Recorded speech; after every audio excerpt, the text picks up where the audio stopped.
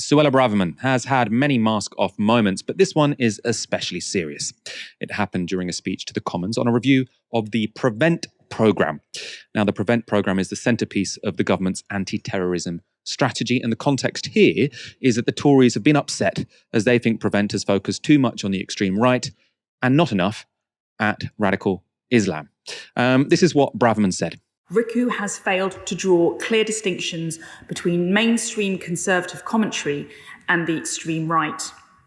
People like my right honourable friend, the member for North East Somerset, and Douglas Murray, express mainstream, insightful and perfectly decent political views. People may disagree with them, but in no way are they extremists. PREVENT must not risk any perception of disparaging them as such again. RICU, which Braverman referred to there, is the Research, Information and Communication Unit, which produces reports and training on anti-extremism.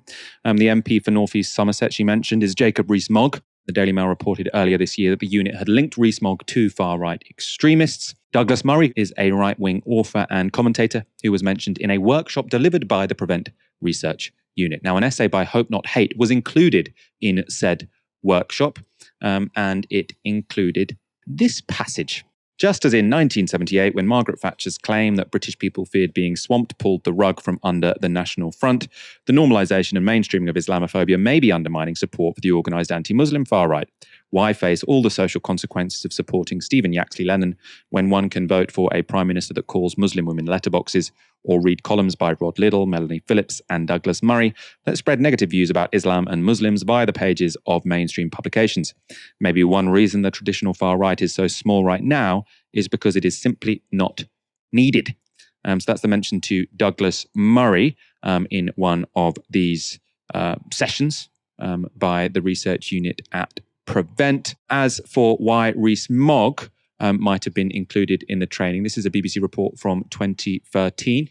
This was the black-tie dinner at the East India Club in May, at which Jacob Rees-Mogg spoke as guest of honour, but knowledge of which has only just come to light. It's not anything he said there that has caused offence, but his presence at the traditional Britain group in the first place. The group has posted derogatory comments on its Facebook page about the recently appointed peer Doreen Lawrence. They say it's a monstrous disgrace that this Lawrence woman, who's no friend of Great Britain and who is totally without merit, should be recognised like this or in any other way. In fact, she, along with millions of others, should be requested to return to their natural homelands. Rees-Mogg later claimed that appearing at that dinner party was clearly a mistake. Douglas Murray, however, has made no such apologies for his proximity to extremism. This is from an article by Mehdi Hassan.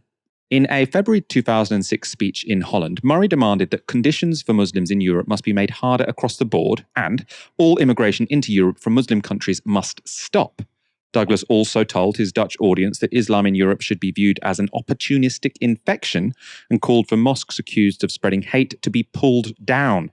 Now, these are the words of Mehdi Hassan. This, some might say, sounds like the language of fascism. Indeed, the speech prompted the then Shadow Homeland Security spokesperson, Paul Goodman MP, to tell Murray that the Conservative Party front bench would be cutting its ties with him.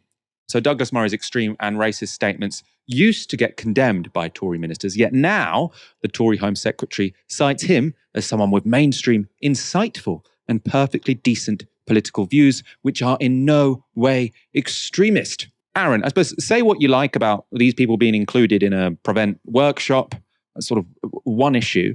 I think what sort of stands out here is Braverman really praising Murray in Parliament as insightful, as sort of representing perfectly decent views, when in the very recent past, the Tory front bench disassociated from him, and it was his think tank at the time, because of how radical he was. So does this show us sort of how far the Tories have moved to the right in that period of time? I think that's a spot-on assessment, Michael. I would also say, look, Douglas Murray is at liberty to say what he's saying. We're a free country, we're a free society, we're meant to be. I think there should be a very high threshold to censorship, very high. But what he's saying is clearly very extreme, very extreme. The actions he's proposing are very extreme. So on the one hand, he wants to have his cake and to eat it, right? He wants to say, look, I think we should be able to knock down mosques. We should be able to prohibit immigration from certain parts of the world. He holds those positions. But at the same time, he wants to say, well, I'm not so extreme. I'm not arguing for such a massive detour from the status quo. No, your prescription of what's going wrong right now in the West, he talks about The Strange Death of Europe, one of his books, your prescription is that the status quo isn't working and that you need an extreme kind of solution to it, okay? You need an extreme kind of set of actions in order to rectify the problem. Clearly, it's very extreme to say there's a religious minority, we need to start knocking down their religious buildings, we need to prohibit certain people from entering from certain parts of the world. Just is. But then he wants to say, well, I'm very much a mainstream character, I don't say anything extreme, I'm perfectly normal, I'm perfectly sensible. Well, if you're a mainstream character, then you can't at the same time say I have this vitriolic critique of the status quo. I would quite happily say with regards to my views that, the policies we talk about in regards to the here and now are radically social democratic. But my views on the future of capitalism and where automation takes us, I will be very happy to say are very unusual views. They are. They're very radical. They're not in the mainstream. I wish they were. Okay? The idea that we might not have wage labor in sometime in this century even because of how automation and AI are sort of moving. And the sorts of challenges that creates, given our presumptions around work and capitalism and having to sell your labor for a wage. And if you can't, you die. But those are quite strange, radical views. I hope that changes. So it's really frustrating, Michael. And I think particularly also with Melanie Phillips, you can't have somebody who's quoted at length by Anders Breivik, who murdered dozens of social democrats, okay? Dozens of social democrats, kids in Norway, or Toya, this getaway for the youth wing of the Norwegian Social Democratic Party. He killed those people because he thought they were extremists and Nazi communists, whatever he would want to use. He was inspired by Melanie Phillips. He quotes her at length in his manifesto. How else do you want to describe Melanie Phillips if not an extremist? I mean, that's how I would describe her, Michael. If you were writing something or I was writing something, let's say somebody blew up 60, 70 people somewhere in this country or murdered a bunch of people in the youth wing of the Conservative Party. And then in their manifesto, I'm quoted on dozens of pages. How do you think the media would respond to that? What would they call me? What would they call me? I'd be condemned by all the parties. I'd have to recant publicly. You might agree with that. I mean, I think that would be, for me personally, if somebody murdered a bunch of people in my name, quoting me, it would be real pause for thought. But apparently not for Melanie Phillips. It's not me, gov.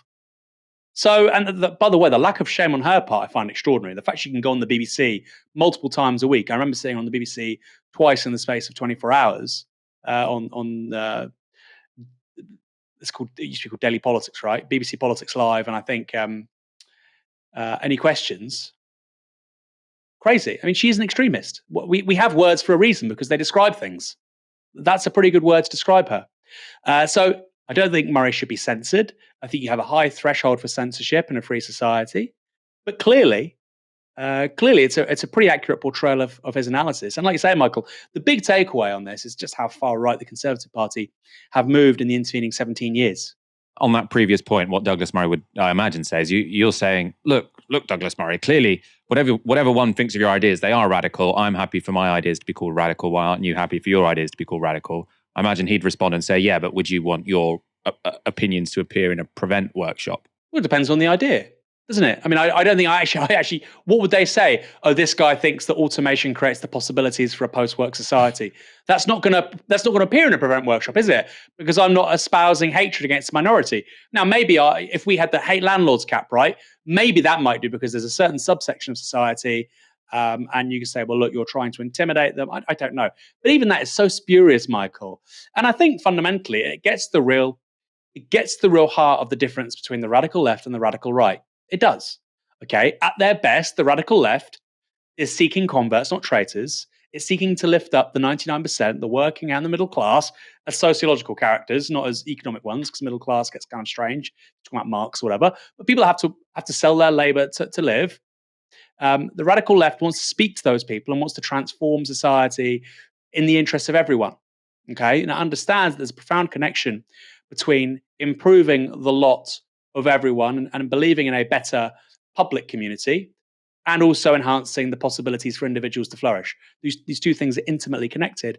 The extreme right basically looks for scapegoats, wants to blame things going badly on minorities. And now Douglas Murray to that would say, well, I'm a gay man, how dare you? He's a very lucid, eloquent man. Well, okay, Douglas, but you are looking for scapegoats. That's basically what his oeuvre, his output, that's basically what it consists in. He writes a bunch of books identifying people who are to blame for things. It's the left, it's Muslims, it's immigrants. That's not what I do. I don't think that's in any of my books. I've only written, I've edited one and published one. My next book is about demographic aging and the challenge that poses to all of us, whatever your views, whether you're a conservative, liberal, socialist. So I don't think we're comparable, actually. I don't think we're comparable. But I would happily accept that my views aren't mainstream, certainly. He wants to say, I had this massive critique of the status quo, but at the same time, he wants to be like, oh, I'm not saying anything particularly controversial. No, you are. By essence of what you're criticizing, you have to be. To be clear, I wasn't suggesting your ideas are similar to Douglas Murray's in any way or form. But I thought your argument seemed to be a bit like, well, I'm happy to be called extreme, so why aren't you happy to be called extreme?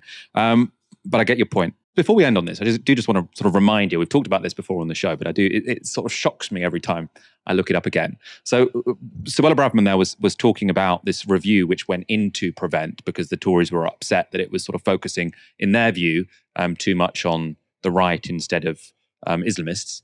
And to head this review, they chose someone called William Shawcross, right? And this person who's supposed to be doing this independent report into Prevent, which presumably, everyone in society, what we want is to have some sort of common understanding of what extremism means. You'd imagine you'd go for someone who's a bit moderate. They went for a guy called William Shawcross. He was then director of the really far-right neocon Henry Jackson Society. Douglas Murray is also part of that, by the way. And he gave a speech in 2012. This is the head of the review into Prevent, who said, Europe and Islam is one of the greatest, most terrifying problems of our future. I think all European countries have vastly, very quickly growing Islamic populations. So this is the guy who was sort of set up as the independent adjudicator of what should and shouldn't count as extremism. Someone who said Europe and Islam is one of the greatest, most terrifying problems of our future. So I think this is the most sort of blatant example of the way the Conservatives sort of call something an independent review and then get someone who is viciously ideologically aligned with themselves to spew out exactly the conclusion they wanted that supposedly independent review to spew out.